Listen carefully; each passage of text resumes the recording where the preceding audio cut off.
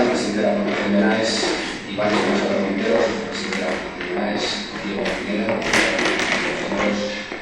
presidente de la Casa América, a nuestros ponentes de esta mañana, don Alberto Lacalle, expresidente de Uruguay, y don César Martínez, experto en estabilidad de las consulting.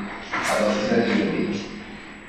Para mí es un honor inaugurar junto con la Fundación de NAES este primer Congreso de la Hispanidad, que tendrá lugar hoy y mañana en esta emblemática Casa América, lugar de reunión de la gran familia hispanoamericana, cuyos extraordinarios lazos debemos, y es la intención de este Congreso, entre todos fortalecer.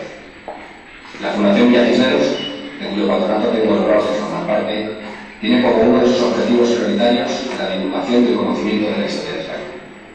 Uno de los hitos más sobresalientes de esa historia es el acontecimiento que cambió el mundo conocido hasta entonces y el futuro de la civilización occidental, el descubrimiento de América.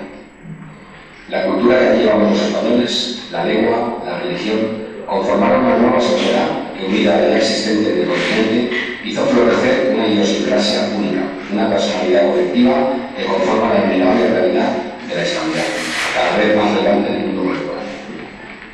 A lo largo de los siglos en que Hispanoamérica formó parte de una única gran entidad política y posteriormente, tras su emancipación e independencia, los vínculos con España han permanecido sólidos y firmes, y así seguirán sin duda en el futuro, gracias al impulso de los siglos de historia compartida y a la voluntad común de continuar unidos en el futuro. España es esa madre patria de la que tan orgullosos nos sentimos a este lado del Atlántico cuando nuestros hermanos del otro lado nos invocan desde aquí.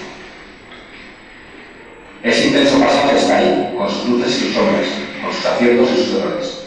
Es un pasado conjunto que ha conformado un presente de cercanía y estrecha colaboración entre todos los países que conformamos la hispanidad, y que en pocos días, el próximo 12 de octubre, más de 300 millones de personas celebraremos en los puntos más distantes del continente americano, desde Nueva York, Colorado, California, hasta Costa Rica, México o Colombia, y por supuesto aquí en España.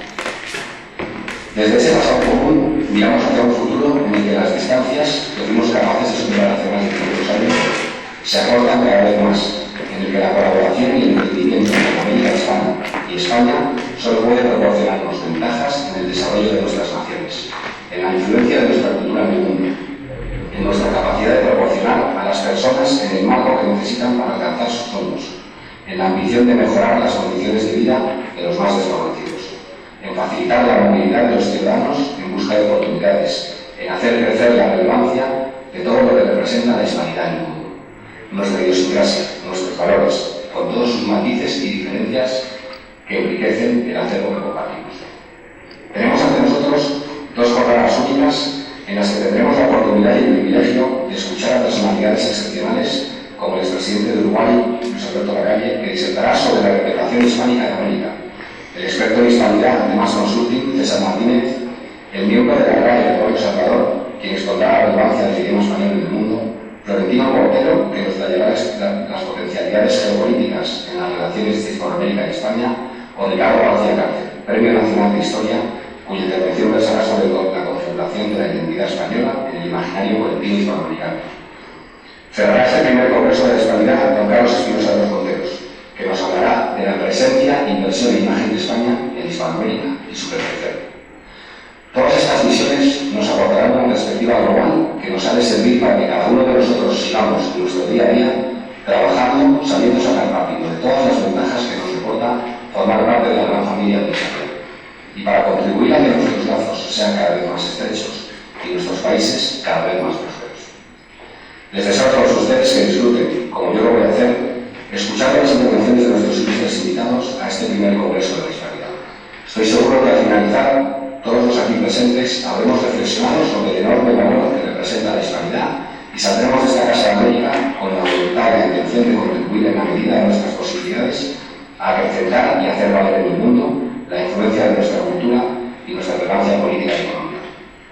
Para terminar, y antes de ceder la palabra a Santiago Pascal, presidente de NAES, y de que se proyecte un vídeo de ambas fundaciones donde podréis observar cuáles son nuestros valores, objetivos y motivaciones, me gustaría reiterar mi agradecimiento en nombre de la Fundación de Cisneros a los ponentes que nos acompañarán en estas dos jornadas, a todos los asistentes a este primer Congreso de la Hispanidad y, por supuesto, a la Fundación de NAES, con Santiago Pascal a la cabeza, por defender siempre un desaconsejado universidad. Muchas gracias y bienvenidos.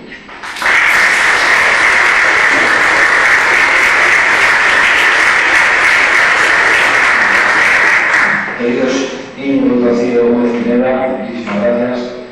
Querido Iván, presidente de Uruguay, José Alberto Lacalle, director de la Casa de América, señoras y señores, amigos de la Nación de la Fundación Menaes, amigos de la Fundación Villa Cisneros, muchísimas gracias por su asistencia, a los que han podido llegar puntualmente en este día lluvioso y de tráfico y a esta temprana hora de la mañana a esta importante cita que se prolongará a lo largo de hoy y mañana.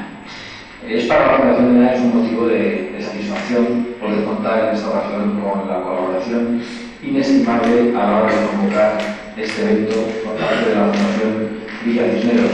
Es una fundación que probablemente algunos de los amigos de la Fundación para la Defensa de la Nación Española no conocen, pero que tiene un compromiso igual que tenemos nosotros con los valores fundamentales de la unidad nacional en favor de las víctimas del terrorismo, y lo podrán comprobar a partir de ahora, en realidad, porque aquí se inicia una etapa de colaboración que esperamos sea fructífera y pueda durar muchísimo tiempo. Hace ya 521 años, los Reyes Católicos concluyen la reconquista con la toma de Granada. Antonio de Nebrija publica la primera gramática de la lengua romance. El almirante Colón, uno de los hechos más importantes de la historia universal, avista por primera vez la costa americana. Lo que seguirá a eso, como ustedes conocen, es una de las más grandes gestas que haya realizado un pueblo en la historia de la humanidad. Descubrir, conquistar, colonizar y organizar política y económicamente un territorio de 20 millones de kilómetros cuadrados. Algo que habéis visto con vergüenza, con escarnio, con complejos, tiene que ser puesto en la balanza con orgullo, con un orgullo templado, para que sepamos qué es lo que hemos hecho y qué significa eso en nuestros días. Desde el primer momento, los Reyes Católicos le dieron a la empresa, a la lengua político de Colón, un carácter político, empresa política y empresa religiosa. España se convertía así en la mayor potencia del mundo y una de las principales potencias de la historia. La empresa americana, además de la creación de un formidable imperio hispánico, posibilitó la idea que la idea de España adquiriese carta de plena naturaleza. España se desborda así de su territorio después de siglos de reconquista. Sus límites geográficos naturales son desbordados y se extiende para hacerse universal. La colonización española se caracterizó, y esto tenemos que decirlo alto y claro, a diferencia de otras colonizaciones y de otros descubrimientos, precisamente porque se consiguió una población con altos grados de mestizaje cultural y genético. Los españoles supimos hacer lo que no supieron hacer los pueblos del norte de Europa, al entendernos de una manera o de otra con los indígenas. Como dijo el historiador Venancio Carro, la cara de muchos hispanoamericanos es un documento viviente y nuestra mayor apología. Si hubo un pueblo que cuestionó hasta el punto de plantearse la renuncia, sus propias conquistas territoriales, ese fue el español a través del cardenal Cisneros y de Isabel la Católica. Una España que prohibió la esclavitud, que destituyó a quienes cometieron excesos y atropellos, que sin duda los hubo, y que proclamó que los indígenas tenían alma y que por lo tanto habían de ser evangelizados. Una España que se mezcló con ellos, que no reparó ni en razas ni en lenguas. Es cierto que se contravinieron las órdenes expresas de protección de la población nativa dadas por la reina Isabel la Católica y que se produjeron episodios de violencia que dieron lugar a un vivo debate en España, que hoy dura. El dominico Bartolomé de las Casas se hizo una voz crítica contra esos desmanes, y este aspecto oscuro constituirá y constituye en el presente la piedra angular de la llamada leyenda negra. Crueldad, racismo y hasta genocidio serían los conceptos que los enemigos de España procurarían vincular al nombre de nuestra nación.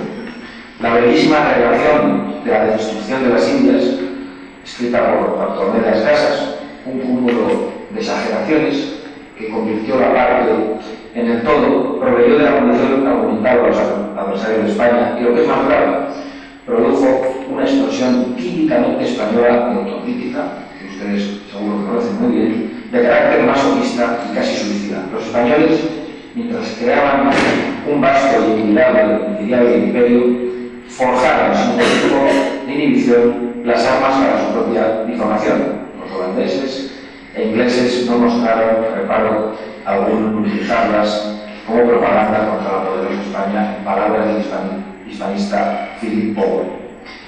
La especificidad profunda de esa leyenda negra radica en que esa imagen de sí misma ha afectado a España como no ha afectado ninguna otra imagen externa a cualquier otra nación. Y por eso, desde hace mucho tiempo, y también en el presente, vivimos en un estado de esquizofrenia colectiva, con palabras de Julián Marías, partiendo de un punto concreto, supongamos que cierto, de nuestra historia, extiende la condenación y descalificación a todo el país a lo largo de toda su historia, incluida la historia futura, sin prescribir jamás. Y eso tiene mucho que ver con la debilidad de la conciencia nacional española del presente y con el resurgir de los movimientos de carácter separatista.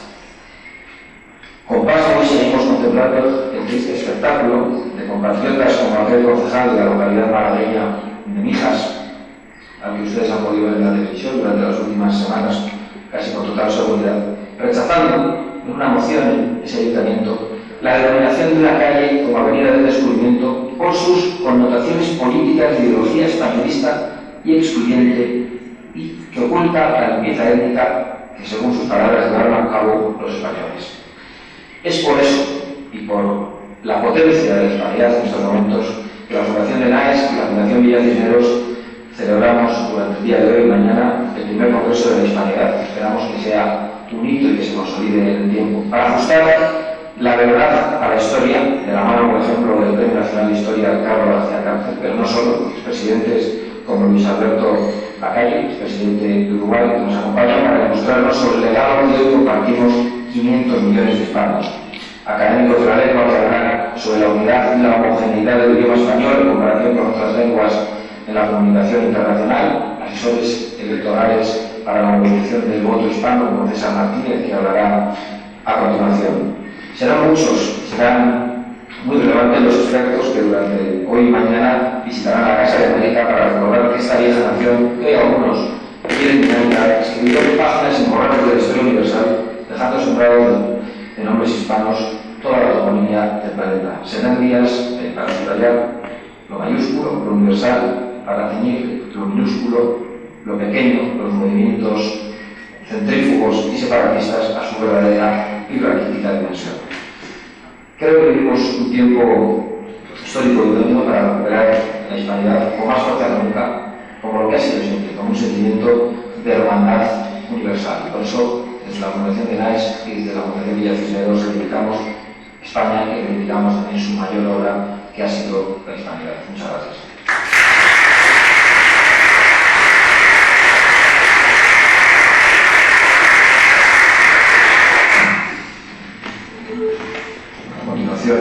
Vamos a dar paso a sendos vídeos de la Fundación de NAES y de la Fundación Villa Cisneros.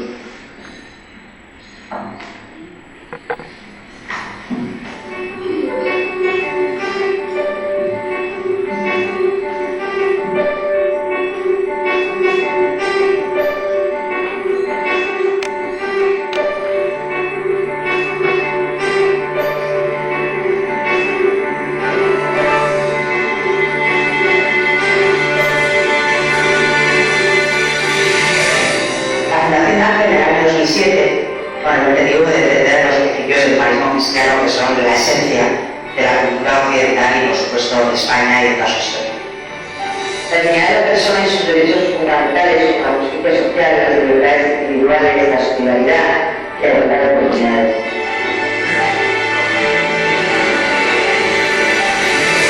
Estoy seguro que en España hay millones de personas que coinciden con estas ideas.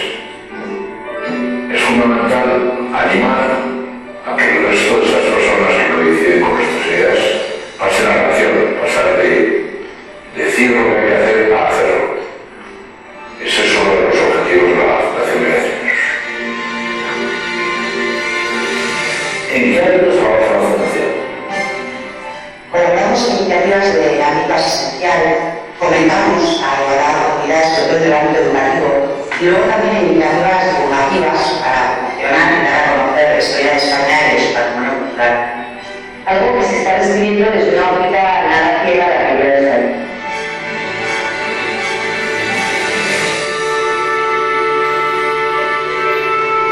La Fundación Villa Cisneros cree que es muy importante divulgar el patrimonio cultural de la historia de España para que todos nos sintamos orgullosos de él. Desde el principio la Fundación Villa Cisneros decidió apoyar a las víctimas del terrorismo en sus aspiraciones de justicia y reparación, con una nota de solidaridad por haber sido ellas precisamente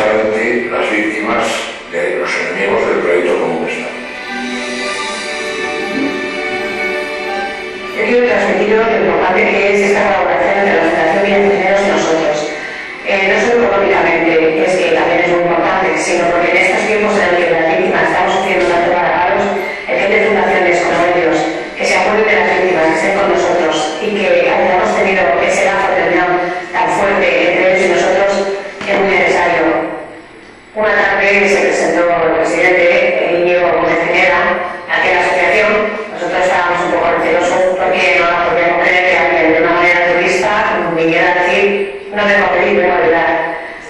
Nos explicó cómo quería ayudar, que había pensado mucho en el tema de las víctimas del terrorismo y que creía que era una buena forma de canalizar todo ese apoyo que querían ofrecer, ofreciéndonos algún tipo de máster o estudios superiores para algún hijo de una víctima o una víctima fuera de España. Nos quedamos muy sorprendidos, realmente muy sorprendidos, pero pensamos que no podía ser que toda la gente fuera a una víctima, que si era igual lo que suponía ese gasto, que repartirlo entre muchas víctimas haciendo cursos menores o de menor nivel, pero que se ayudaríamos a encontrar un trabajo.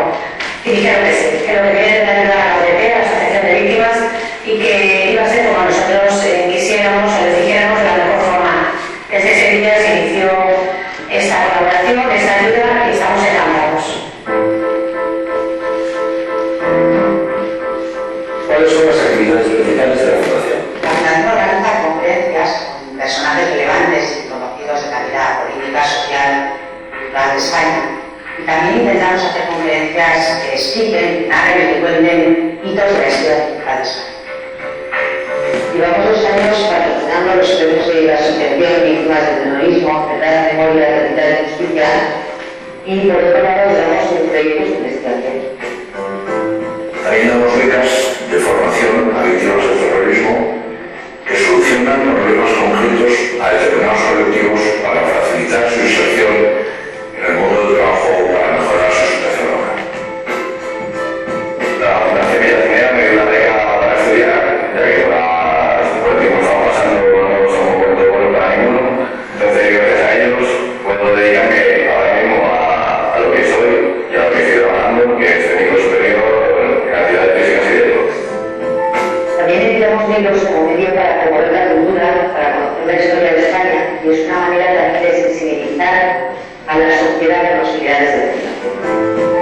Concretamente creemos que el último libro que hemos editado en apoyo a las víctimas del terrorismo contribuye a que las personas que han sido asesinadas permanezcan en la memoria de todos los españoles.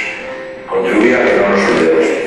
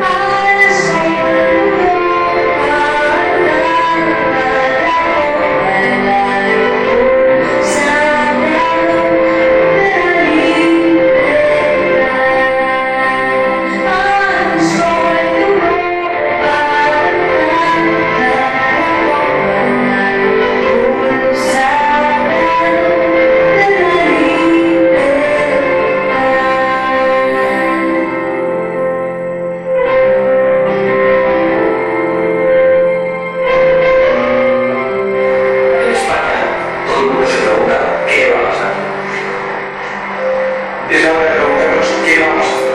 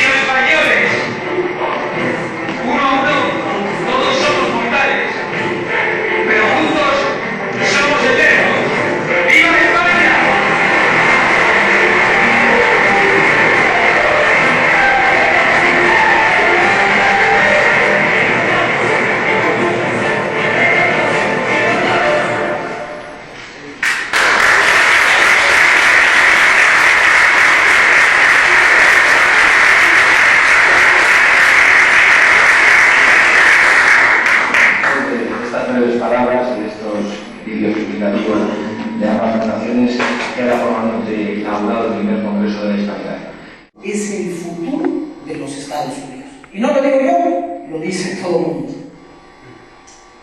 Vamos a platicar, justo estamos hablando de este viaje de más de 500 años, 521.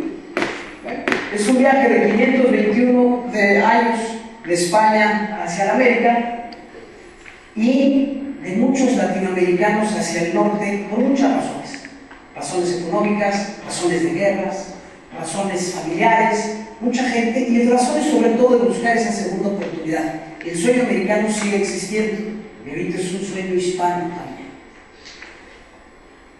Yo les voy a platicar un poco mi historia, también nada más como mencionó, mi viaje como empezó de aquí a España hasta Estados Unidos, empezó en Murcia. Mi abuelo Jerónimo Gómez fue diputado de Cortes, fue el que sustituyó a Sorín y luego fue su secretario de Justicia y de ahí fue cónsul de la República en el norte de África, en Orán, en Rabat, en varias ciudades más, y me platica mi madre que no tenía la oportunidad de conocer. Ellos llegaron en barco a Veracruz, que es la puerta de México, donde de hecho llegó Cortés, ahí es que existe la casa de Cortés, entró por esa puerta, llegaron ahí después de 30 días en barco, en el Panza, y llegaron a la Ciudad de México, de ahí me fui a estudiar cine a Los Ángeles, de Los Ángeles paso a San Antonio, Texas, empiezo con esta cuestión de trabajar en campañas publicitarias, había empezado en cine, con todos aquellos que han estudiado cine saben que se lo digo de André ahí, no se puede casar, entonces había que empezar en la publicidad. Y de ahí me dijo Lionel Sosa, mi jefe, que él había trabajado con Ronald Reagan. Ronald Reagan siempre le decía, oye, es que los hispanos son republicanos, pero nadie les ha dicho, ¿por qué? Son conservadores, son gente de familia, de fe, y no les cae bien el gobierno, no les gusta pagar impuestos. Trabajo en eso y después de un tiempo, después de unos años, llego a Madrid y vuelvo a redescubrir todo esto de la hispanidad. En realidad no recordaba yo todas las cosas de mi familia. Entonces, ese es mi viaje personal. Pero bueno, ¿qué dicen los números? Hoy estamos en el 2010, ya está un poquito, 2013, perdón. Somos 53 millones de hispanos en los Estados Unidos. Y las proyecciones cada vez van ascendiendo muchísimo más. Somos el número 2 de país en cuanto a hispanos que existe, si no consideramos Brasil, pero después de México es donde más hispanos existen. El 17% de la población de los Estados Unidos. Pero aquí está la clave de todo. Somos el 50% del crecimiento poblacional. ¿Qué es esto? De ahí están generándose los nuevos americanos, de ahí están creciendo el país básicamente. La proyección es que para el 2060, que ojalá que lleguemos todos, vamos a ser 128 millones de hispanos en los Estados Unidos, siendo uno de cada 3 de los norteamericanos. Y ojo, y esto es con los nacidos. Ya no es la proyección de la migración, porque la migración, por ejemplo, entre México y Estados Unidos ya está en tasa cero, hecho de creciendo. ¿Por qué? ¿Qué ha pasado? Se ha caído la economía de los Estados Unidos, han subido las economías de Latinoamérica, y con esto que nos gusta cerrar también todo el gobierno de vez en cuando, quién sabe cómo ver la economía que utiliza. ¿De dónde viene la población? 65% mexicano, 9,4% Puerto Rico, El Salvador, Cuba, Dominicano, y hay 600,000 españoles aquí. registrados, básicamente, que puede decirse ahí. Entonces, medio millón es bastante considerable. Nacidos en Estados Unidos y nacidos fuera, ha crecido, como les digo, ha crecido cada vez más. Viene en ascendencia los nacidos en los Estados Unidos y nacidos fuera del 36%, pero 2 de cada 3 ya son hispanos nacidos en los Estados Unidos. ¿Dónde estamos? Básicamente, en 5 estados hay una gran población hispana. Por darles un ejemplo, en Nuevo México el 46.3 es hispano. Son séptima generación, son gente que se quedó básicamente desde muchas generaciones atrás, desde antes de que fuera básicamente México y desde antes de que fuera Estados Unidos, ya estaban ahí. California, el 39%, que acaba de empatarse con la población anglosajona en California. Básicamente a principios de este año se empataron las dos poblaciones y en unos cuantos años la población hispana será mayor que la población anglosajona de California. Texas, Arizona, Nevada y hasta en Alaska somos 5.5, no está mal. Pero lo interesante es esto: el crecimiento poblacional en Minnesota, 75% de crecimiento poblacional hispano, Tennessee, 134%, Alabama, 144%. Vamos, el crecimiento hispano nuevamente es el que está ayudando a crecer a los Estados Unidos. Hay 8 ciudades con más de 1 millón de hispanos. Y todo esto lo menciono porque literalmente es ese viaje de hace 521 años, donde está creciendo muchísimo, es aquí. Y el uso del español, 38%, 38,2%, el bilingüe, entre bilingüe y en inglés nada más el 24%. Lógicamente la primera generación mantiene más la lengua materna, se va perdiendo conforme pasa el tiempo, se pierde la lengua, pero no la cultura. Estamos de moda los hispanos en los Estados Unidos, es una gran ventaja. Todo el mundo quiere ser hispano, ahorita va a ver por qué. Porque tenemos mucho poder y mucho orgullo. Poder económico. Seríamos la 12ª economía del planeta. Estaríamos entre México y Australia del Producto Interno Bruto que generamos. Y así hemos estado creciendo. Pero vamos a hablar del tema que sé, porque dicen siempre habla de lo que sabes. Un poco de política, nos vamos a platicar. ¿Por qué el poder político? ¿Por qué es tan importante el hispano? Precisan por el colegio electoral y van a ver ahorita por qué. 18 millones aproximadamente de votantes, 9% de posibles votos, ya vieron de quiénes nacidos, 50,000 jóvenes, como mi hijo César, que cumplió 18 años el año pasado, son nacidos en Estados Unidos. 50,000 votos mensuales, nuevos, que hay que convencer. Lo que pasa es que el presidente Obama ha sido muy bueno para convencer jóvenes, pero es clave. Por eso se deciden muchas cosas ahí. Y la clave de esto, el colegio electoral es, a diferencia de las votaciones directas, el colegio electoral es el que va ganando cada uno de los estados, se lleva todo. 80% de los latinos vivimos en 10 estados y 80% de los votos del colegio electoral están en esos 10 estados. Por eso, básicamente, todo el mundo quiere pelearse por la Florida, todo el mundo quiere pelearse por ciertas zonas, Colorado, Nevada. ¿Y por qué? Un ejemplo. ¿Qué nos pasó en la elección del 2000? La diferencia entre Bush y Gore, que si saben aquí, entre Bush y Gore eran unos ciertos márgenes pequeños, pero la población hispana contaba mucho. Igual en Colorado. La Florida, ¿se acuerdan que se definió por 537 votos? Ahí ganó el gobernador Bush al vicepresidente Gore por 6,200 votos hispanos. De esos 537 votos que dieron el triunfo a Bush, seguramente hubo muchos hispanos. Bueno, el voto de la Suprema Corte me ayudó un poquito. Pero si se fijan, estas son las grandes diferencias que ayudan mucho. Vamos a platicar un poco de historia. ¿Por qué ha sido importante el voto latino? ¿Quién se ha dado cuenta que es importante? Este primer mensaje que van a ver es de una persona que se daba cuenta que era importante hablar con los latinos. Espero que la audio esté bien. Queridos amigos, les habla la esposa del senador John F. Kennedy, candidato a la presidencia de los Estados Unidos. En estos tiempos de tanto peligro, cuando la paz mundial se ve amenazada por el comunismo, es necesario tener en la Casa Blanca un líder capaz de guiar nuestros destinos con una mano firme. Mi esposo. Interesante, ¿no? ¿Hace cuánto es eso? Ya son casi 50 años o más. Desde ahí ya vean, ahí viene algo. Creo que este va a tener que bajarlo un poquillo ahorita que se ponga, pero vamos a seguir con la historia. Y aquí es interesante que vean que no le estamos contestando nada más a la familia, le estamos contestando a la historia. For Spanish like me, this presidential election has been the most important of history because it stands everywhere to have a real chance to be heard, to elect a president who cares about our needs, or proud traditions, or strong family values, but don't take the word for it has much higher. As president, I'll have a lot of reasons to help Hispanics everywhere, because I'll not only be answering my grandchildren, I'll be answering history. Bastante visionario, estamos contestándole a la historia. Yo recuerdo que alguna vez el presidente Clinton dijo, cuando se iba, le dijo a Jorge Ramos, de Lucía Universidad, que trabajaba con él, le dijo, ojalá que yo sea el último presidente de los Estados Unidos que no se encuentre español. O sea, que alguien ya se entiende, es un país bilingüe, al principio hubo cierta reticencia, pero ahora cada vez se acepta más. Una pregunta aquí interesante, ¿cómo puede hacer uno normalmente conectar a un candidato anglosajón protestante que habla inglés con un votante latino católico que habla español? Las distancias pueden ser enormes, no si encontramos por dónde hablarles.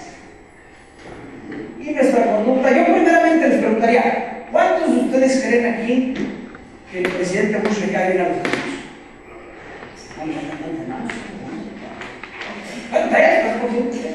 ¿Cuántos creen que les cae mal a los latinos el presidente Bush? Tampoco, no se había hecho todo ganar los que representan. ¿Qué pasa? La creencia para la mujer le cae bien al presidente. La creencia hispana, debemos de votar demócrata. El partido de los ayudas, el partido de los pobres, el republicanos anti-inmigrantes, por Pete Wilson siempre nos votó demócrata. ¿Cuál era la conducta? Votar demócrata. Salvo que les cuentes otra historia, salvo que aparezca la historia como decía Ronald Reagan. Platícales en qué nos parecemos. Los valores hispanos, familia, tradición, trabajo, sacrificio, fe, un mejor mañana para mis hijos, digamos, es lo que estamos buscando. ¿Cómo vamos a enlazar al votante? Recordemos, es el año 2000. Está Al Gore por un lado, la economía estaba maravillosa, no había ningún problema, no teníamos terrorismo. El principal problema de Estados Unidos se llamaba Mónica, que se apellidaba Lewinsky. Ese era el gran issue. Pero ¿qué teníamos que resaltar? El gobernador Bush era el gobernador de Texas, donde uno de cada 3 habitantes es latino. Su socio comercial más importante es México. Tiene familia latina. Jeb Bush, su esposo, el exgobernador de la Florida, está casado con Columba, que es del estado de Guanajuato, de México. Acá empiezas a ver latino como héroe. Entonces, ¿qué pasa? Los valores de Bush empiezan a resaltarse, trabajo duro, educación, reconocimiento latino. Bush entiende a los latinos, saben que son el gran futuro del país. Eso es lo que empieza a decir. Recuerdo, lo decíamos en Iowa, 14 meses antes de la elección. Las viejitas que venían bailando música latina, Bush con otro cantante, diciendo, ¿qué está pasando? Y el gobernador Bush dice, pues no van a ir a votar al otro lado, no van a ir a votar demócrata, no se preocupen. ¿Qué pasa? George Bush me invita a ser parte del sueño americano. La nueva creencia deseada es George Bush me reconoce y piensa y siente como yo. La nueva conducta deseada, voto por George Bush. ¿Cuántos de ustedes creen que George Bush piensa como los latinos? Las manos están levantadas. Si no platicamos una historia, y aquí no van a ver la importancia de lo hispano, la importancia del poder del político hispano cuando platicamos una historia. Yo soy un joven latino de este país, muy orgulloso de mis raíces. De muchas maneras soy como cualquier americano. Creo en la oportunidad, en un trato justo para todos. Creo en el sueño americano. Tengo un tío que quiere ser presidente porque él cree en el mismo que yo, en la oportunidad para cada americano, para cada latino. Su nombre, igual que el mío, George Bush. No hace daño, no todo el mundo tiene un sobrino que habla español perfectamente, que se parece a Ricky Martin y que se llama latino. Es válido, básicamente es. Pero hablemos de los issues también, de qué es lo que buscaba la gente y hablar del futuro hispano de los Estados Unidos. 1 de cada 5 niños que nacen en este país es latino. Su educación no es solo su futuro, sino el futuro del país. George W. Bush sabe que cuando hay educación hay oportunidad. Él quiere que todo niño lea bien, que sus padres puedan elegir la mejor escuela para ellos y quiere hacer responsable a las escuelas de los resultados. Para mí, la educación es número uno, porque nuestros hijos merecen lo mejor. Pues es lo que había dicho el presidente Clinton. El que le haga caso entiende que el futuro va para allá. ¿Qué sucede también? Hispanoamérica está contribuyendo a crecer a los Estados Unidos. Y gracias a eso, y toda América en realidad, los Estados Unidos está creciendo. ¿Por qué no reconocemos? Soy George W. Bush y aprobé este mensaje. No importa de dónde venimos o por qué venimos, en esta tierra encontramos oportunidad, una mejor educación para nuestros hijos, el cuidado médico que nuestras familias merecen. Vivimos en un país que nos ha abierto su corazón y nos ha dado una verdadera oportunidad. Los Estados Unidos, nuestro país. George W. Bush, nuestro presidente. Les prometo que en la siguiente elección tendremos la bandera de España. ¿Qué sucede? Se convierte en realidad el hispano en el que decide las elecciones en los Estados Unidos. De repente es, caray, todo el mundo asumía, porque si se dan cuenta, el Partido Demócrata, inclusive que ya vivió un presidente afroamericano, la minoría de afroamericana es la que menos atendida, por decirlo de una manera. Por eso, ¿saben por qué? Porque el 92% ya solo vota por un partido. Entonces ya no es codiciado. Entonces es interesante, por eso me toca estar en muchos foros, y por lo general te toca que sean mucho más consultores demócratas. Dice, oye, ¿tú por qué estás ahí? Bueno, alguien tiene que estar del otro lado, porque el día que todos votemos igual, nadie nos va a hacer caso. Vámonos un poquito a otra batalla para platicarles un poquillo. Y esta fue del senador McCain, que podría haber sido el primer presidente latino e hispano de los Estados Unidos. ¿Saben dónde nació McCain? En la base del canal de Panamá, panameño. Pero no digan que esta información no la digo. La marca republicana muy desgastada, retórica de inmigrante, la economía muy mal, Bush no cumplió porque voy a votar por McCain. Es cíclico esto, nos está pasando exactamente lo mismo. Cuando son las primarias en los Estados Unidos, todo el mundo se pone a pelearse y es anti-inmigrante. Entonces llega la general y hace mucho daño eso. Los temas, básicamente, si se ven, ese es el tamaño que había: 57 demócratas, 23 republicanos. Necesitas 40% del voto latino para ganar la Casa Blanca nada más. El issue más importante era la economía, pero había gente que hacía daño. I approve this message because someone needs to say it. There are consequences to open borders beyond the 20 million aliens who come to take our jobs. Islamic terrorists now freely roam U.S. soil. Jihadists who fought with hate, eager to do as they have in London, Spain, Russia. The price we pay for spineless politicians who refuse to defend our borders against those who come to kill. O sea, lo hispano hacía daño. Entonces empieza una retórica muy dura. Es muy difícil darle la vuelta con gente tan radical de esa parte. Y había gente que hasta con humor podía resolver el problema de las fronteras entre México y los Estados Unidos. Siempre ha sido un issue bastante interesante. Y había alguien que dijo, oye, ¿cómo poder resolver el problema fronterizo? Y esto lo catapultó a la fama gracias a este mensaje. An important policy message from Governor Mike Huckabee. My plan to secure the border, 2 words: Chuck Norris.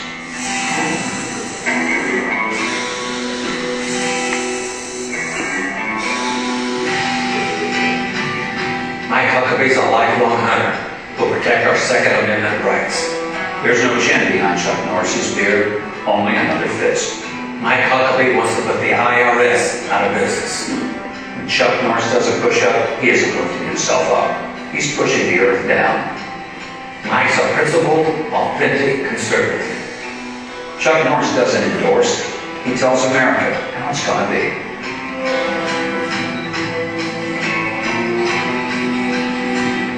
I'm Mike Huckabee, and I approve this message. So did Chuck. Chuck Norris approved. Sí, con eso, ¿quién va a votar por nuestro candidato? Yo recuerdo cuando conocí a Steve Schiff, que fue el que se hizo cargo luego de la campaña, me dice, César, mucho gusto, si yo fuera hispano jamás votaría por un republicano, buena suerte. buen trabajo nos dejaron, pero se puede contar otra historia de lo importante, de lo que el hispano, cómo inclusive defiende más al país que cualquier otra minoría. Entonces había que platicar un poco las cuestiones que hacía el senador McCain con la comunidad latina. Pero es muy importante, y esto es importante, la hispanidad. En el ejército de los Estados Unidos, los hispanos estamos casi el doble sobrerepresentados en participación en el ejército.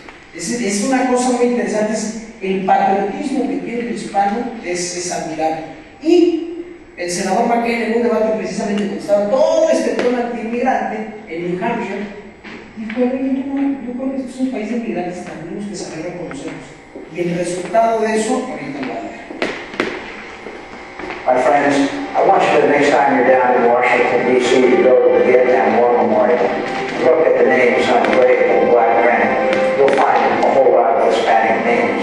When you go to Iraq or Afghanistan today, you're going to see a whole lot of people who are of Hispanic background.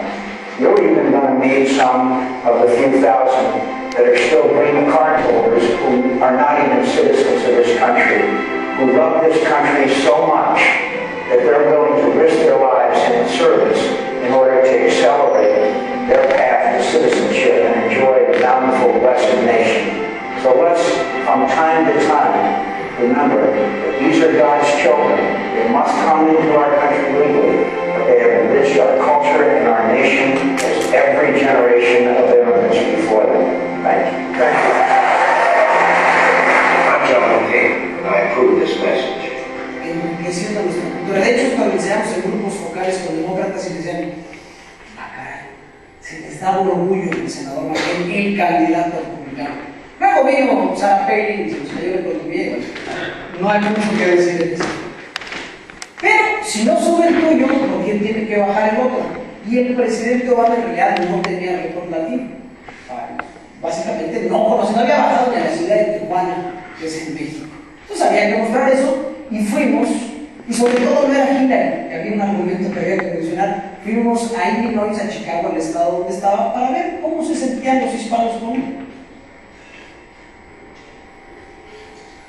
¿Esto por los latinos aquí? Nada. Barack Obama para los latinos, nada. Él está a favor y a contra, o a contra y a favor. Depende del tiempo y depende de las tácticas. Ha votado cientos de veces para que nos suban los impuestos. Habla bastante, pero no sé qué cosa ha hecho. No ha hecho muchas cosas para los latinos. Realmente no ha hecho nada. Nada. No he visto nada. I'm John McCain, and I approve this message. Bueno, lógicamente necesitamos a la gente que queríamos entrevistar. Pero había también, cuando hablamos de la hispanidad, un vecino no les queda más tan cerca a ustedes, un poquito más al norte de ustedes, que es alguien que le gustaba mucho amar conflicto en la región, que de hecho había dicho que él hablaría con Marina Yal y con otros líderes, recordamos, lo dijo alguna vez el candidato Obama, y había uno de esos líderes que le gustaba calentar mucho la plaza, y en el momento que nos dijeron: oye, acá es una declaración muy buena, ¿qué podemos hacer con ella? Era oro molido para recordar por qué no elegir al senador Obama. ¿Ya viste con quién quiere hablar Obama? Obama dice que se reunirá con Hugo Chávez sin condiciones.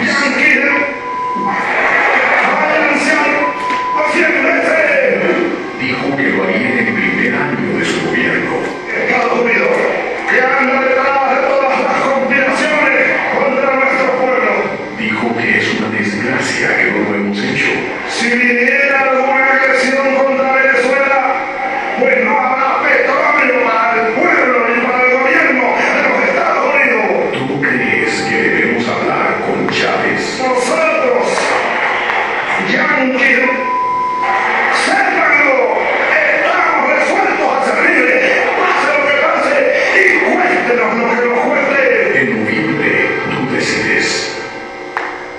I'm John McCain, and I approve this message. Lástima que los venezolanos todavía no se han nacionalizado, no podían votar tanto. Si no la ganamos. Era para la Florida.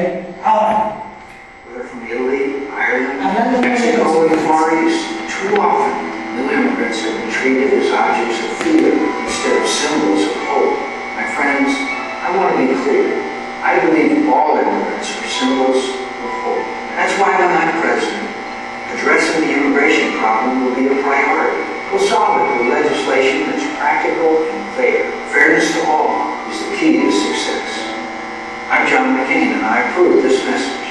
senador Maquel le dijimos, vamos a hacer mensajes en español, en castellano, nos van a servir como lo hizo el presidente Bush. El presidente Bush habla mal, pero sí lo habla. O sea, lo habla echado para atrás, se equivoca, pero lo habla con mucho sentimiento.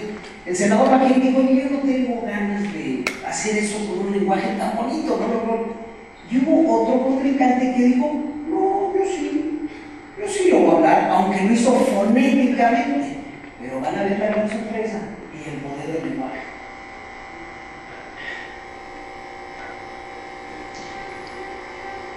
Compartimos un sueño, que trabajando duro tu familia puede triunfar, que si te enfermas tengas un seguro médico, que nuestros hijos puedan recibir una buena educación, sean ricos o pobres.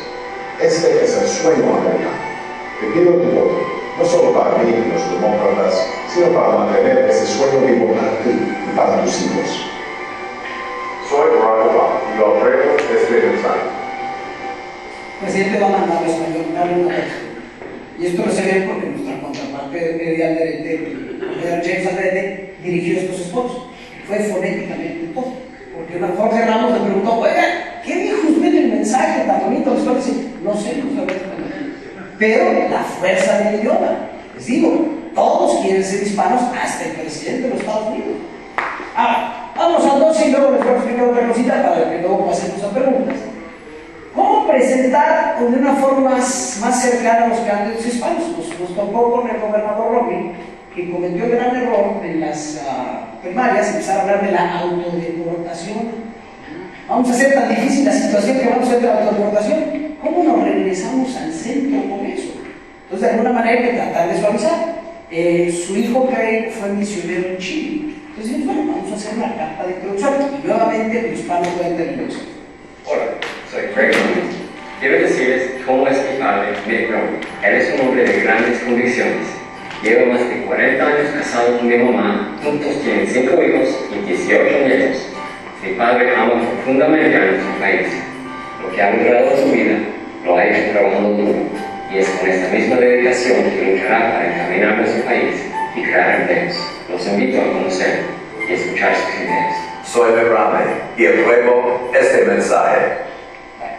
¿Qué sucede? Platicar una historia no solo es del lenguaje. ¿Qué tal si platicamos el pasado hispano de Romney? ¿Ustedes saben dónde nació el papá de Romney?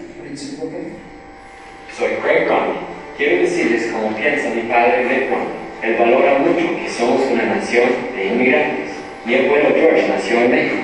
Para mi familia, la grandeza de los Estados Unidos es como todos nos respetamos y ayudamos, sin importar de dónde venimos.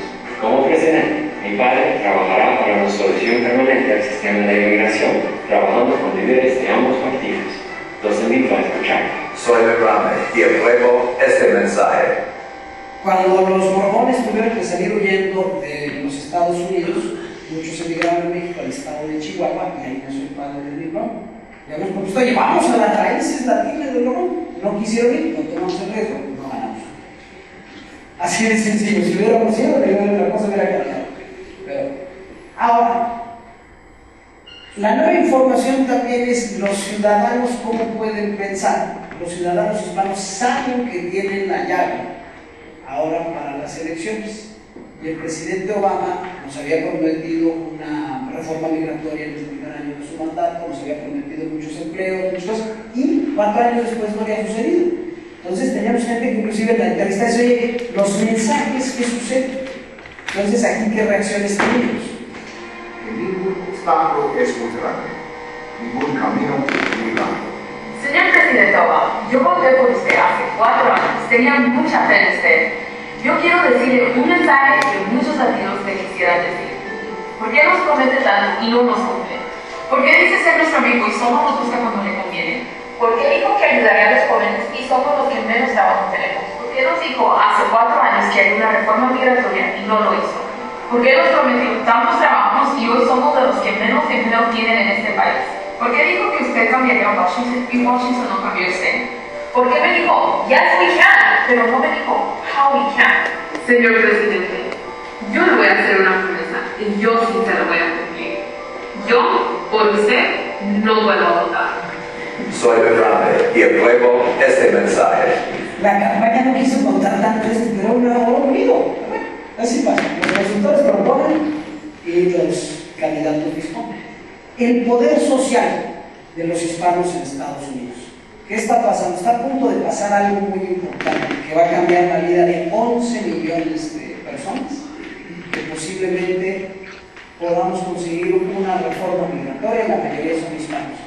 ¿Qué hicimos para entender el tamaño de las marchas que se daban cuanto a los hispanos, sobre todo por la reforma migratoria? Y esta es una frase muy buena, dice, hoy votamos, hoy marchamos, mañana votamos. Y esa es una frase que tiene que tener todo político puesto enfrente de ellos. Porque sí, en los Estados Unidos la gente se termina siendo ciudadana una o de otra manera. Y básicamente, si aquel político o política, candidato no lo entiende, la factura se lo regresa. ¿Qué habría que darle? Y para entender el rostro latino también, puede sonar bonito, pero también es ¿quién es el que recoge los alimentos? ¿Quién cuida a los viejos? ¿Quién hace los trabajos duros en los Estados Unidos? Los hispanos. Entonces también hay que reconocer, pues había que explicar, para pasar una reforma migratoria, esto que hicimos en el 6, vamos a mostrarle a la gente quién trabaja para ti.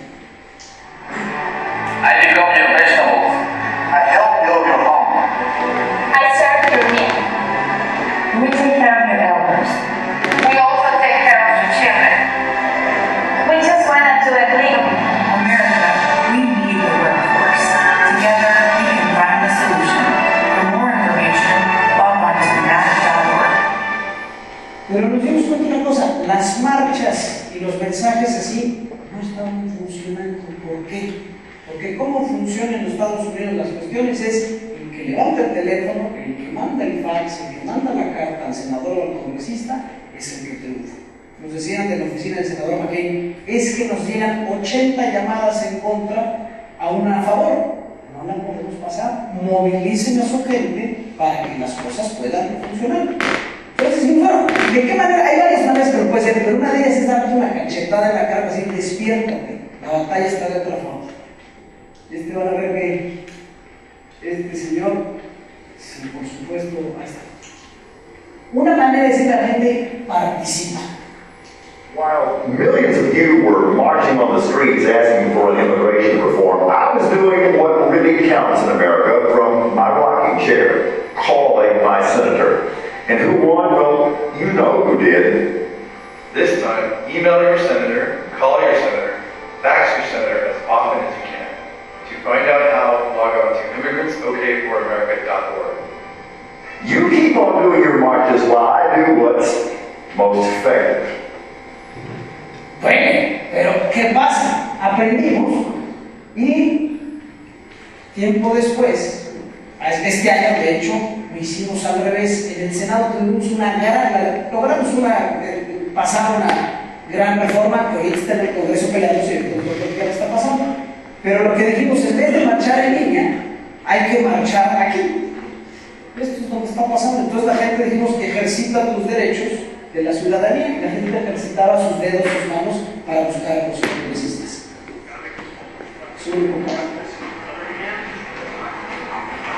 La última vez que se debatió la reforma migratoria, muchos de nosotros marchamos en las calles. Marchamos en la capital de la nación. Ahora, la marcha más importante ocurrirá aquí. Aquí. Aquí. Sí. Queremos que tomes el teléfono el 12, 13 y 14 de marzo y llames al Congreso. Habla, que se escuche tu voz. Ejercita tu derecho de decir sí a la ciudadanía. Recuerda, el 12, 13 y 14 de marzo tenemos que llamar al Congreso. La llamada más importante es la tuya. El 12, 13 y 14 de marzo tenemos que llamar al Congreso. Que se escuche tu voz. Necesitamos miles. Decenas de miles. Cientos de miles de llamadas. Y la llamada más importante es la tuya. Soy Belinda Davis y 11 millones de gracias. En lugar de compartir esos videos de gatitos, ¿por qué no compartir este video? 11 millones de personas te lo agradecerán. Logramos inundar el Senado con llamadas, casi medio millón de llamadas, una cosa loquísima, y el Senado es uno de los muchos de los esfuerzos. Ahora, La batalla está en el Congreso, en estos señores que no se pueden ver en espejo. Por eso ahorita, no sé si estaba yo viendo los datos en el censo y resulta, porque quería sumarlos para ahorita, pero están tapadas las páginas. Simplemente ni las páginas de internet están funcionando del gobierno. Este es un congresista demócrata de un estado conservador de Texas, Joaquín Castro, y este es Jeff Denham, un congresista conservador del estado de California. Para juntar a dos némesis tan fuertes es muy difícil. A él lo firmamos hace 4 meses y él hace 3 semanas. Cada uno en una cosa que se llama green screen para juntarlos. Pero cada uno de ellos para dar una solución que necesita el país. La única manera que puede ser es que juntemos más republicanos que quieran pasar la reforma migratoria. Y este es el resultado de donde en serio pueden trabajar los dos juntos. Hi, I'm Congressman Jeff Denham, and I'm a Republican. Hi, I'm Congressman Joaquin Castro, and I'm a D, a Democrat. You know, there are just a few things we just don't agree on. Tell me about it. But you know one thing, we all agree that it's time. The time is now that we let our voices be heard for immigration reform. Because whether you're an R or a D, we should all be united, working together to fix our immigration system and preserve our American values. The right to get to the C. Yes, the C for citizenship. The time is now for Congress to act. But first, you have to act. You need to call, send an email, letter, or fax to my colleagues in Congress. Congress needs to hear from you today. So call Congress and tell them we're all in for C, citizenship. Guys, the time is now. ¿Cómo cambian los tiempos que el congresista Denham le decía que estás hablando? Oye, yo también quiero decir en español, ya es tiempo, ¿por qué nada más él?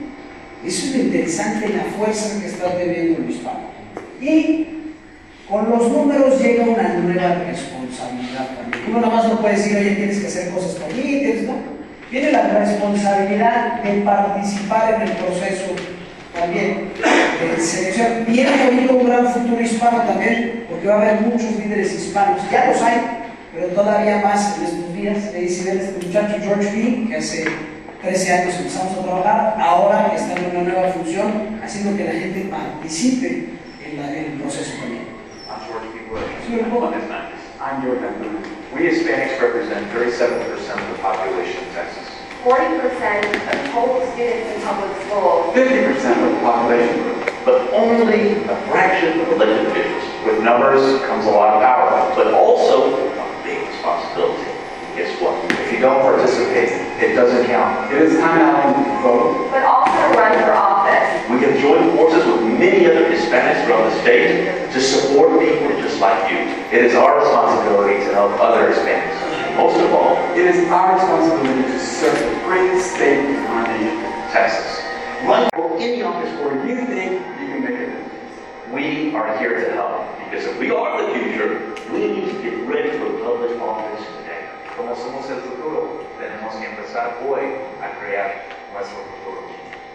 Sí, y sí somos el futuro los hispanos, porque en esta elección presidencial puede haber 4 candidatos, ya sea para presidente o vicepresidente de los Estados Unidos. Es histórico.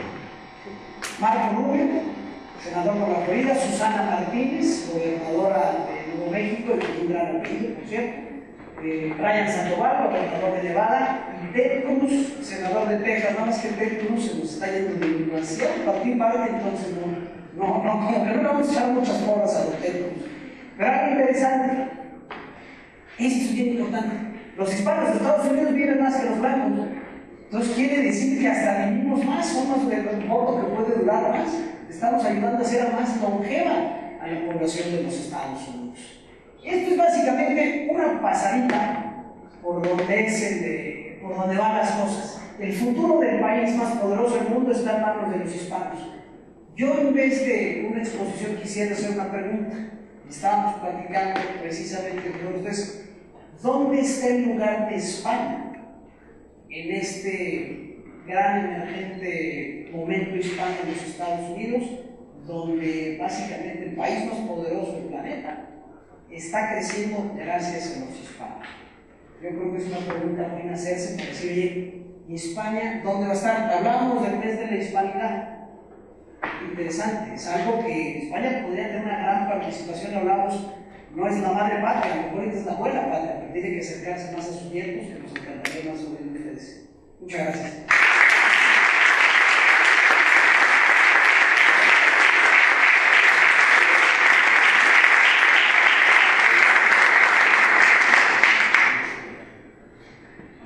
Y si hay alguna pregunta, no tiene su prueba, si no, no pasa.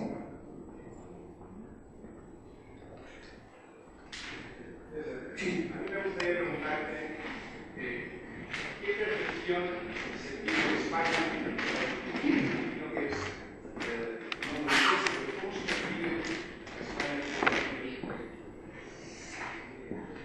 Digamos que dentro de la población hispana no hay un registro de España. Hay un registro de la madre patria que puede llamarse México, puede llamarse Colombia, puede llamarse Uruguay, puede llamarse Argentina, puede llamarse, pero no hay un registro. Yo creo que no hay una comunicación constante. Eso es lo que yo creo. Nuevamente es una gran oportunidad. Y hay empresas españolas, hay muchas marcas españolas, pero tal vez España está muy concentrada a hablar con, luego decimos, con Johnny Blue Eyes, y se olvida que lo más puede estar cercano a hablar con España es precisamente en Hispania. O sea, es una gran oportunidad. No tenemos, digamos, nadie lidera, porque la mayoría del origen son los mexicanos, 65% casi, pero ahí hay una gran oportunidad precisamente porque el que se acerque más va a poder ser alguien que pueda captar mucho esa relación. Perdón, caballero, estaba poniendo muchas cosas. No. Si la técnica que haremos mañana por parte de la Asamblea de informaciones que estamos también una discriminación de la cultura hispana que realmente los ciudadanos de origen hispano son absorbidos por la presión anglosajona y la cultura hispana Interesante pregunta. Antes, cuando llegaban las migraciones italianas, polacas, alemanas, asiáticas, uno, quedaba muy lejos del hogar, la casa, y dos, no estábamos tan comunicados.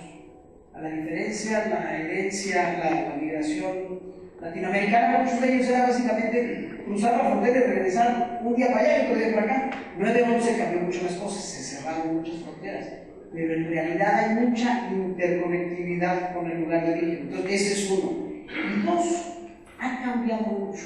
Me refería yo, por ejemplo, a Nuevo México. Son 7 generaciones o más de gente. Básicamente, nosotros estamos aquí desde antes de que fuera inclusive México, pero siguen con el orgullo hispano. Es una cuestión cultural, es una cuestión de lenguaje. Antes sí era un poco que como que la gente era reticente, oye, no me enseñes idioma a los niños, no, al contrario, se está creando un verdadero orgullo. Y cuando ves que inclusive presidentes, senadores, todo el mundo quiere ser hispano. O sea, todo el mundo, como está, ya estamos más de moda, por decirlo de una manera. Ha cambiado muchísimo. Hace 30 años que llegué a los Estados Unidos y se ha cambiado muchísimo. Y ahorita, hoy por hoy, puede ser que en esta elección tenemos candidato o candidata a la presidencia o vicepresidencia. O sea, si Marco Rubio hubiera sido el candidato a vicepresidente de la Fórmula con Romney, hubiéramos ganado Florida, hubiera habido mucho más emoción, hubiéramos dado saborcito, hubiera puesto un poquito de azafrán, un poquito de cosilla a la elección, y posiblemente podríamos haber ganado. Luego vino Sandy, también el huracán, y nos después de todo. Caballero. Buenos días, César. Yo quería preguntarme qué oportunidades de empleo cualificado hay para los hispanos en Estados Unidos, para los hispanos que vayan con la preparación suficiente y que estén bien preparados. Sigue siendo un país, aunque con estas peleas que tenemos se nos está cayendo la economía otra vez, pero hay desde astronautas, como lo dice José Hernández, hay tanta gente, o sea, el que quiere hacer cosas lo puede hacer. No hay barrera, digamos, en ese aspecto. ¿Y qué sucede? Las migraciones que ha habido, era por lo general el cubanoamericano era el preparado, que llegaba ahí y todo, y la migración mexicana, por ejemplo centroamericana, eran menos preparadas. Pero debido a la inseguridad de muchos países también, ha llegado también una migración más preparada. Florida, gracias a los hispanos, que creció. Digamos, si no era un lugar de retirados nada más, El cubanoamericano lo ayudó y el latinoamericano ayuda mucho. El venezolano que ha llegado, ahí también está ayudando mucho. Entonces, si alguien todavía sigue siendo esa gran tierra para la oportunidad.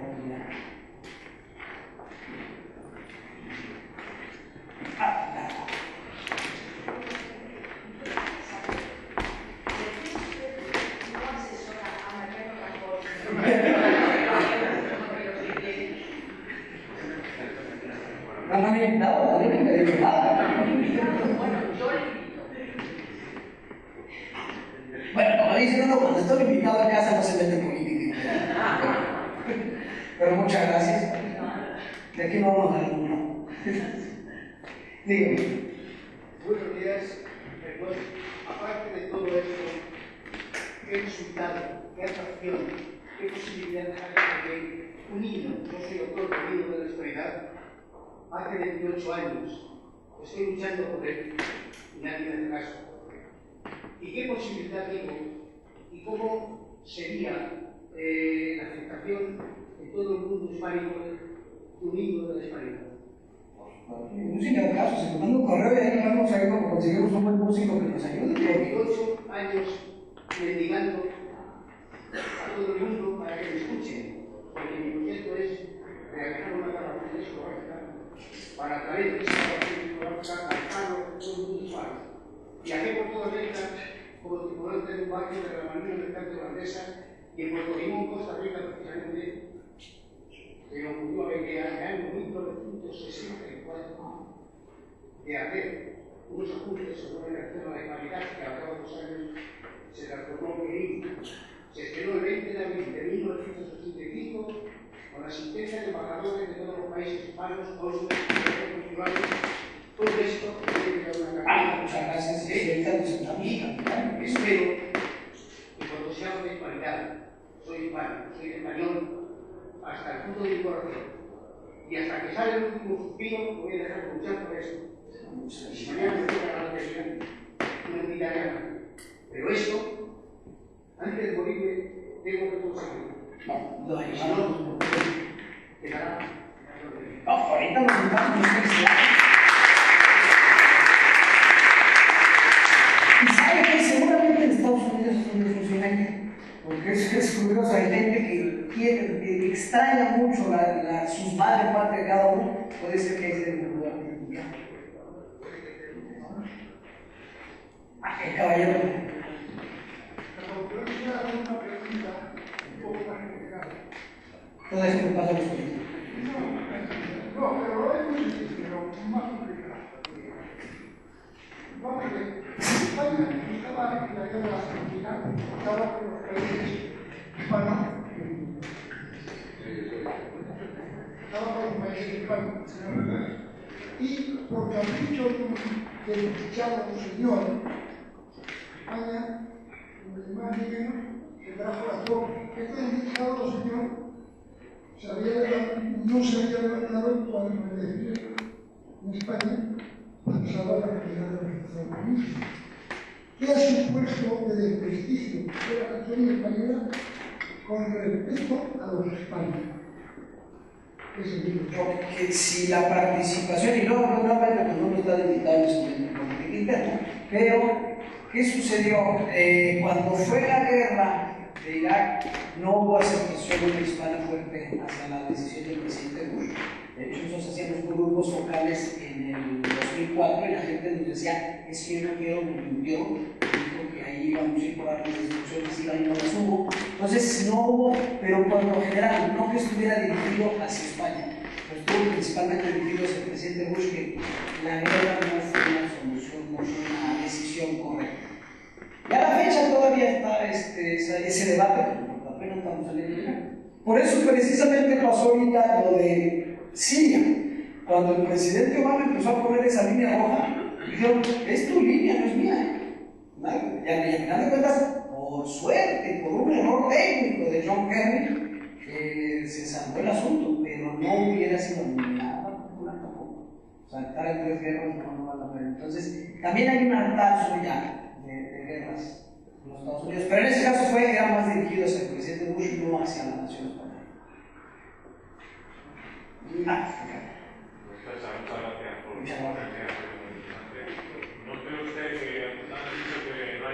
español en Estados Unidos. Una de las barreras creo que es el idioma. Cuando un hispano va allí, un español va allí a aprender inglés, pero en principio parece que nos cuesta ir otra vez de migrantes. Hemos sido unos grandes emigrantes, y luego emigrantes. Y necesitamos emigrar otra vez desgraciadamente de este país. Y alguien debería enseñar el español en Estados Unidos a los anglosajones. Creo que el Instituto Cervantes está perdiendo una gran oportunidad de hacerlo. Y de aquí animo tanto a la Fundación NER como a DENAES a que esta idea se lleve a cabo. Que alguien vaya y se instale en Estados Unidos o en España a enseñar la cultura española, la historia española y el idioma español, y a promover trabajos de calidad en España, como ha apuntado antes el señor Izabal.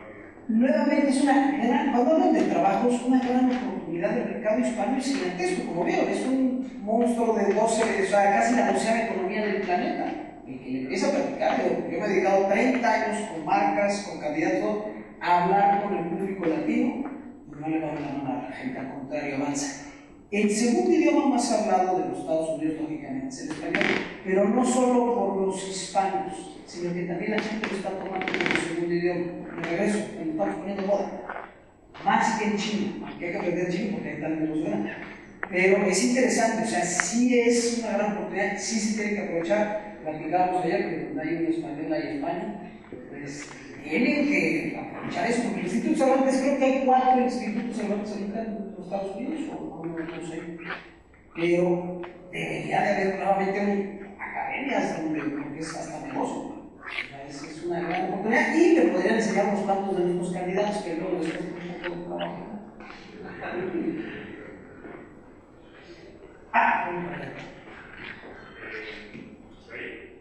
Yo siempre. ¿Sí? Ahora, con respecto a la idea del caballero de escribir, intentar promover un himno, yo creo que es una magnífica idea. Creo que la hispanidad, el concepto, la idea de hispanidad adolece de símbolos. No tenemos una imagen, algo identitario, un asidero gráfico al que agarrarnos, tampoco tenemos, como bien decía el caballero, un himno, y yo creo precisamente que son los símbolos identitarios los que hacen circular o hacen navegar las ideas. De modo que desde aquí emplazo a las autoridades, aquí hay gente que sabe mucho de estas cosas, a que propongamos símbolos universales en los que 500 millones de hispanos podamos identificarnos, además de las 22, 23 banderas que existen. Eso era una pequeña reflexión. Con respecto a la pregunta, hemos visto a un montón de candidatos políticos hablando español o intentando hablar español. Incluso hemos visto como el candidato John McCain ni siquiera intentaba hablar español, alegando que no quería soltar la lengua. Somos los hispanos la primera minoría de los Estados Unidos, la más importante, y sin embargo en España muchas veces se tiene la sensación de que está infrarrepresentado. La minoría negra, tenemos un presidente en Estados Unidos negro, parece más pujante, más dinámica y con más poder. Y con respecto al idioma, desgraciadamente estamos viendo que si bien algunos anglosajones, blancos, aprenden el idioma, la gran mayoría de los hispanos de segunda, tercera o cuarta generación lo abandonan. Mi pregunta es, ¿existe en Estados Unidos un estatus jurídico que de alguna manera promueva o blinde el idioma español y lo garantice para las siguientes generaciones? ¿O es la política del English only la que no cabe otro idioma? Gracias. No hay idioma oficial de los Estados Unidos. De hecho, las boletas electorales vienen en los 2 idiomas. Se hablan casi 80 distintos lenguajes en las secundarias públicas. Me tocó trabajar en la iniciativa de la Casa Blanca y del Departamento de Educación precisamente porque había que ayudarles a toda la gente a asimilar. Tenían derechos, aunque no tuvieran estatus jurídico legal, tenían derechos. Pero no es... Puede haber gente que te dice English only, pero en realidad legalmente no se puede y tampoco existe legalmente algo que obligue al español. Pero sí había en la Casa Blanca una iniciativa con la que trabajábamos que era del mejoramiento educativo hispano. ¿Por qué? Me regreso, 50% del crecimiento poblacional de los Estados Unidos es hispano. La gran mayoría en muchos estados de los alumnos en las secundarias públicas, en las escuelas públicas son hispanos. Si Estados Unidos no prepara a los hispanos, se va para abajo. Simplemente el futuro es la educación si no se cuida, como lo vimos con el presidente Bush desde el 2000. El futuro de su educación no solo de ellos, sino de todo el país. Entonces, básicamente es proteger, no que sea un idioma, sino culturalmente tienes que sacar adelante todas esas cosas. Y ya tenemos más candidatos para el ya ahorita vamos sumando medio.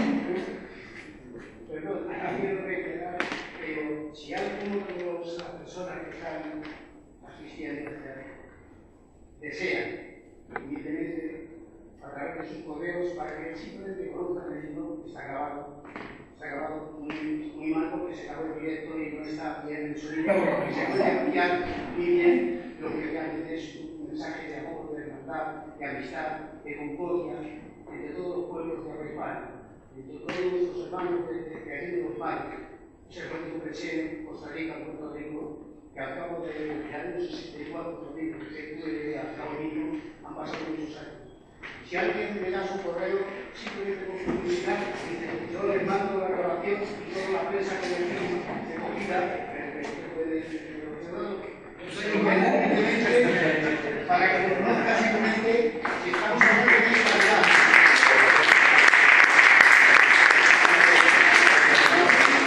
La calidad la siento, lo siento muy claro. Porque viajé muchos años por aquellos padres, un migrante, en un barco que me había entrado conmigo, conocía mucha gente. Me hablaron muy bien de España. Y un músico de la Marina, mejor dicho, de la banda militar de Lemón, Costa Rica, fue el que me dio la idea de hablar y de escribir algo sobre la igualdad. 1964. 1981 se registró aquí en América, se hizo como himno. Y el 28 de abril de 1980, o sea, 20 de abril del 85, se estrenó la marca Carnero, con un instrumento que aquí en el cual asistieron embajadores, cónsules, agradores de todos los países de la España, y me lograron todos aquello conocido de la hispanidad, que ojalá sea que de verdad, a todos con el amor a la hispanidad que amamos a España. Simplemente eso. Yo sé, por eso, tengo 77 años.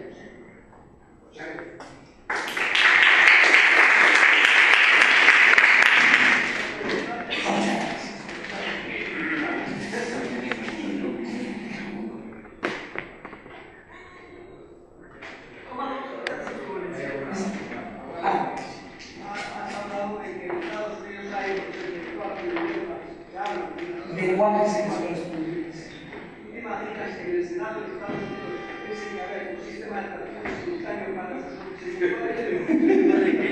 porque se entenderán ellos.